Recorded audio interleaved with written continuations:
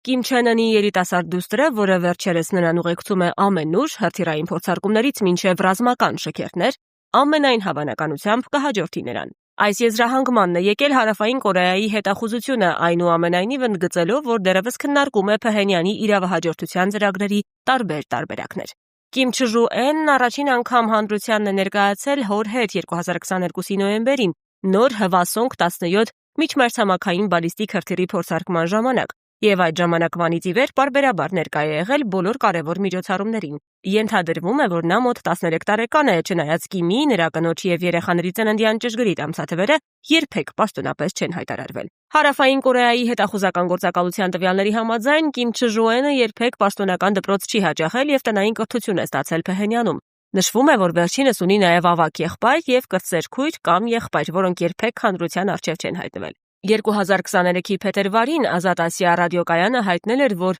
Հյուսիսային Կորեայի կառավարությունը հրամայել է Կիմ Չժուէ անունով բոլոր քաղաքացիներին փոխել իրենց անունները, ինչն իշխող դինաստիայի համար ստանդարտ պրակտիկա է։ 1948 թվականին Հյուսիսային Կորեայի հիմնադրումից ի վեր երկիրը կառավարել են Կիմ ընտանիքի տղամարդիկ, եւ եթե Կիմ Չժուէն մի օր փոխարինի հորը, նա կլինի պետությունը ղեկավարող առաջին կինը։